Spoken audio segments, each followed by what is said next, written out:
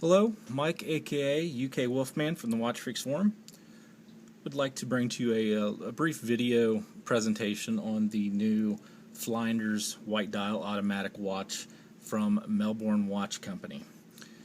The Flinders model was named after the iconic, as Melbourne Watch puts it, Melbourne Flinders Street Station. It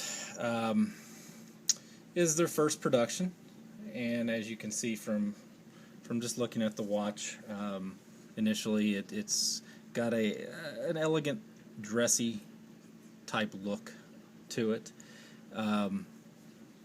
The case is 40 millimeters, 10:4, with the crown it's probably close to 42, and with the size of the crystal, you're probably looking, like you're going to have a little bit larger than a 40 millimeter watch on your wrist. The case itself, adding to the dressy, elegant type look of the watch, has an alternating high polish brushed finish. The lugs are brushed. You don't see this very often on a lot of watches, where it goes from brushed from the lugs into high polished at the lugs into brushed finish on the side of the case. So it's kind of atypical. High polished bezel around the edges of the case back. Crown itself is high polished. So it's just a very elegant, dressy looking watch.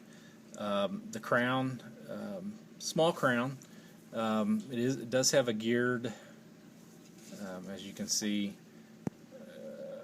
a geared type texture to it, so it's real easy to grasp and wind the watch.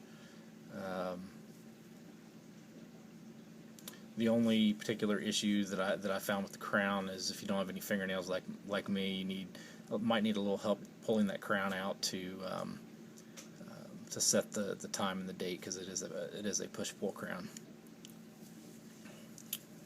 The dial is just quite dressy and elegant itself. It matches the case well.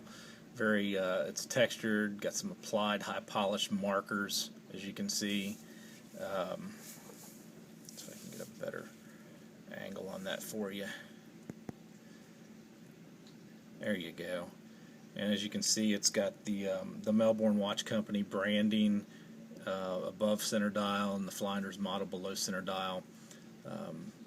Very nice, dressy black enameled hands, both hour, minute, and second. Second hand, one of the neat little things that Melbourne did is they put their logo, their M logo, on the end of the second hand. Date window positioned at the 3. It's a perfect size for this size watch, and very legible as well. The lugs are 20 millimeters. So I mean, it's gonna use your small straps to strap this one on. The case back is screw down, and also contains quite a bit of the branding information. Talks about the automatic movement, Melbourne, stainless steel model.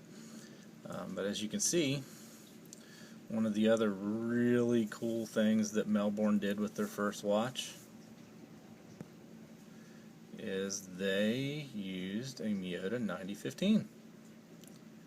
So it's gonna, it's preferable to a lot of movements out there, as the 9015 push the crown back in, gives that smoother looking sweep second hand, similar to what you see with ETA automatics and so forth.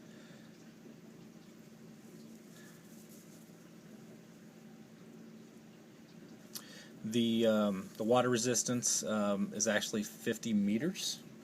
I'm not sure if there's some gaskets inside the crown that aid with that, but obviously the screw down case back has to help with that water resistance some. sapphire crystal front and back. So that is something that you don't see a whole heck of a lot. You know, companies a lot of times will use the sapphire on the front, but then they'll put a mineral on the back. And Melbourne went the extra mile and put the sapphire on the back as well.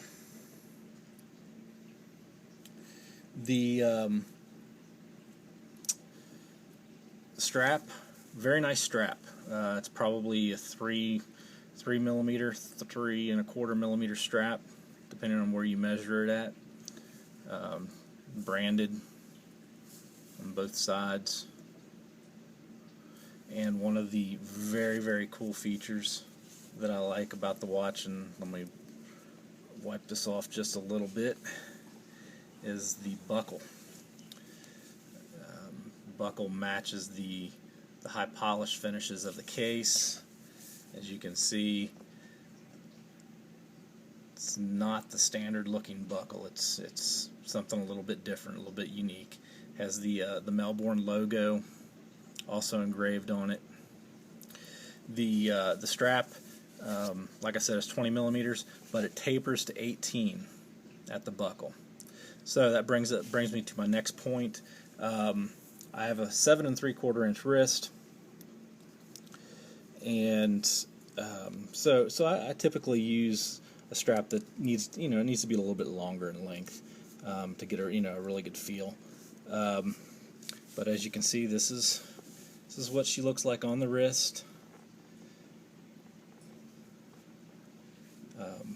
Doesn't look small. I think for a 7 3/4 inch wrist, I believe that dial opening really aids, gives it that illusion of being larger than what it is.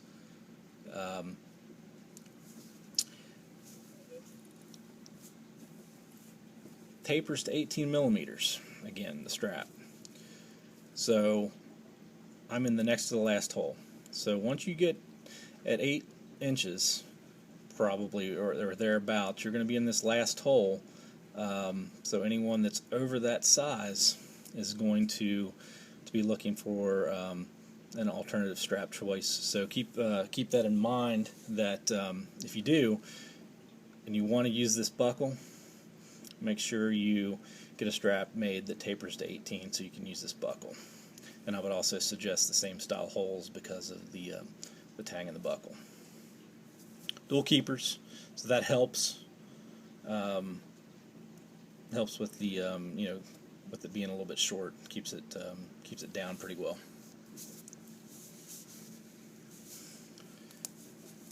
There's no loom, so I'm not even gonna attempt to show you that. It's just it's the perfect boardroom watch, night out on the town watch. I'm sure that if you changed strap options, maybe to say a canvas strap or something like that, you might be able to dress it down a little bit, make it a little bit more casual and sporty. But other than that, I honestly believe for the $474 price point, that's a USD price point, sapphire front and back, Miyota 9015, nicely finished case that's not typical of many cases, screw down case back, nice buckle, nice strap. You're getting a good value with this particular model. I'd like to thank Melbourne for providing this for review, and look forward to their upcoming models. I believe they have a couple, at least one, in the works.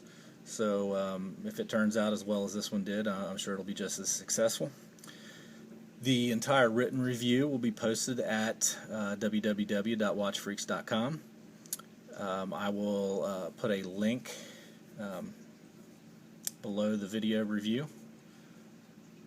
so you can see additional photos and my additional thoughts on the watch when that review is published. I'd like to thank you for watching, and I look forward to any comments that you all might have. Thanks.